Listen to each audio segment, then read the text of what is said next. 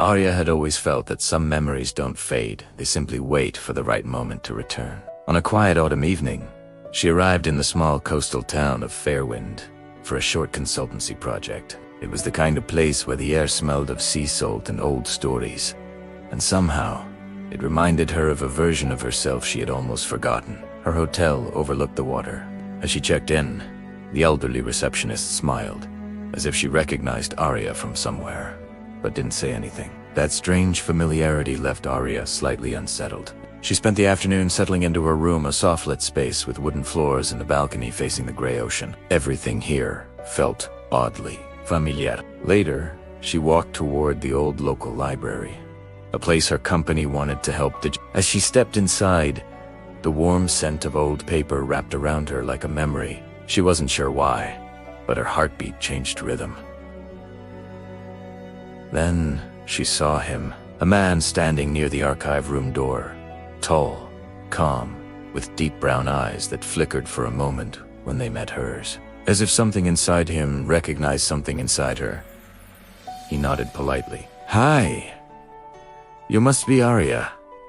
His voice was warm and hesitant, like someone trying to touch the past without breaking it. "I'm Elias," he continued. "I manage the restoration projects here." Aria returned the polite smile, but something inside her tugged. A softness, a distance, a memory almost rising but refusing to take shape. They began working side by side, checking the catalog, reviewing old files, sorting dusty records. Elias was gentle, thoughtful, and strangely cautious around her, as if every word he chose carried weight. That evening, as Aria was about to leave, she paused near the library entrance. From behind her, she heard Elias call quietly. "Do you ever feel like you've forgotten something important?" Aria turned, surprised. "Why do you ask?" He shook his head. "No reason, just curious." But his eyes told a different story. Back at her hotel, Aria couldn't sleep. The moonlight spilled across the bed, and the sound of waves carried a feeling she couldn't name. She kept remembering the way Elias looked at her with a softness that didn't belong to strangers. The next morning, she found herself unintentionally arriving early at the library. Elias was already there, holding a faded file, as if debating whether he should show it to her. When he noticed her, he hid it among other papers, pretending nothing happened. The day went on normally accepted. Didn't they feel normal? There was something in the air, something between them neither dared to name. As she helped rearrange a shelf, she accidentally knocked a small box to the floor. A stack of old postcards spilled out. They were handwritten and familiar in handwriting she couldn't place. But one postcard made her breath leave her body. It read, "If life ever pulls us apart, I hope one day the wind brings you back to Fairwind." Signed only with an initial, E. Her hands trembled, her chest tightened. A distant ache began to surface. "Elias," she whispered to herself. When she turned around, he was standing behind her. Quiet, nervous, as if bracing for a truth he wasn't sure she wanted. "Aria," he said softly, "we should talk." The heaviness in his voice told her one thing. This wasn't coincidence. This wasn't chance. This was history. History she didn't remember. And Elias was the key to it. They sat outside the library, facing the ocean. The wind was cold, but the silence between them was colder. Elias finally spoke. "Aria, we weren't strangers. Not before." Her chest tightened. "What do you mean?" He looked at her carefully, gently. 5 years ago, you lived here. For 6 months. Her heart pounded. "That's impossible. I've never." "You have?" he said quietly. "You just don't remember." Aria stared at him, lost. Why couldn't she remember something that sounded so significant? Elias continued, choosing every word like a fragile truth. "You came to Fairwind after your mother passed. You weren't okay, and you needed quiet. You volunteered at the library." Her breath caught. Volunteering at a library. She always wondered why old books comforted her more than people. "And we became close," he said softly. A soft shiver ran through her. Clothes, how? Elias looked at the water instead of her face.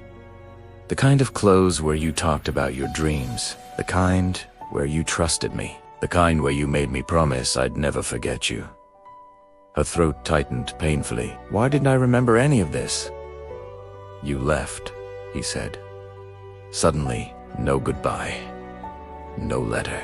Just gone. A deep ache formed behind her ribs. She felt it, grief for something she still couldn't remember. Why did I leave? Elias shook his head slowly. You never told me, and I waited months for a message that never came. Aria swallowed hard.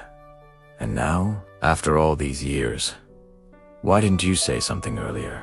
Because the moment I saw you yesterday, I realized something. You didn't recognize me, not even a little. He took a slow breath. And I didn't want to force a past on you that you might have run from. Aria felt her eyes sting. Elias, I'm sorry. I wish I'd remembered. He nodded gently. I know, and it's okay.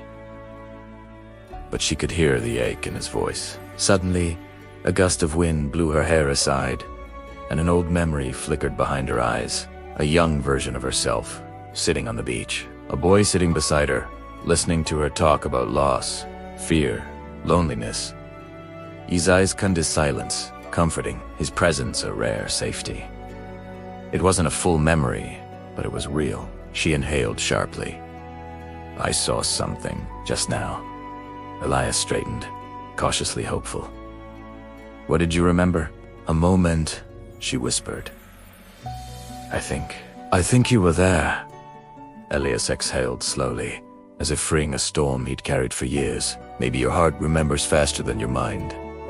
Aria's chest warmed and hurt at the same time. The next day, she returned to the library, determined to remember more. Elias helped her go through old archives, not to pressure her, but to let the environment speak to her heart.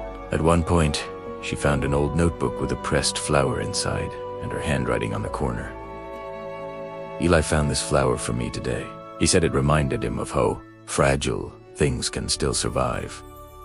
Her hands trembled. Suddenly, another memory hit her. The feel of a soft flower placed behind her ear and a voice whispering. You're stronger than you think, Aria, she gasped, and Elias gently steadied her. You okay? He asked softly. She nodded, breathless. I remember that. A soft smile formed on Elias's lips, the kind of smile that belonged to someone who had once held her heart carefully. But behind that smile was a fear. The fear that she might remember everything, including why she left. That Ebony and Aria stood at the shoreline alone. The waves rolled in quietly, bringing with them pieces of memories she couldn't fully grasp. Elias approached slowly, keeping a careful distance. Are you remembering more? He asked softly. Aria hugged her arms around herself. Yes, but it's like seeing pieces of someone else's life. Elias nodded. Memories don't always return the way we expect. Sometimes they return as feelings first. She turned toward him. When you look at me, do you still see that same girl? Elias hesitated. I see someone familiar. Someone brave. Someone who once taught me how to let people in.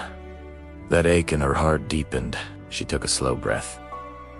Then why did she leave? Elias's jaw tightened, as if this was the part that hurt him most. You left because you were scared, not of me, but of losing someone again. You told me you couldn't fall for someone when you didn't even know who you were anymore. The truth hit her like cold wind. He'd made Sensei too much sense. She looked down at the sand. And you just let me go. Elias gave a pained smile. I told you I wouldn't hold you back. I promised I'd only be someone you could return to if life ever brought you back. Her breath caught. The postcard, the message signed with E. Elias Aria felt tears rise. I wish I remembered everything. I really do. He nodded softly. But what matters is who you are now, not who you were then. A long silence passed, warm and heavy. Then, Elias whispered, if you want, we can start again. From the beginning. The simplicity of the offer broke her. Not pressure, not expectation, just an open door. Her eyes softened her. I'd like that. Elias stepped closer slowly, carefully, as if approaching a memory he didn't want to frighten away. But then, Aria surprised him. She reached for his hand, gently intertwining her fingers with his. The moment she touched him, a flood of sensations rushed through her. Warmth, safety, a memory of standing under the rain with him, laughing, a memory of crying on his shoulder the night she almost gave up, a memory of him holding her hand the same way he was holding it now. Her breath trembled. I remember that, she whispered. Elias's eyes glistened, hope he returning in a way he didn't dare show for years. Aria, he whispered, voice shaking. She stepped closer. I don't know how much I'll remember. I don't know if everything will come back. But I know one thing. She looked directly into his eyes. My heart isn't afraid of you anymore. Elias exhaled relief, grief, love, all at once. The wind picked up, carrying the scent of the sea between them. Aria squeezed his hand gently. So if you still mean it, maybe we don't have to start again. Maybe we can continue. Elias's smile was soft, emotional, real. I've been waiting to hear that for 5 years. Aria leaned her head against his shoulder, and for the first time in a long time, she felt something settle inside her.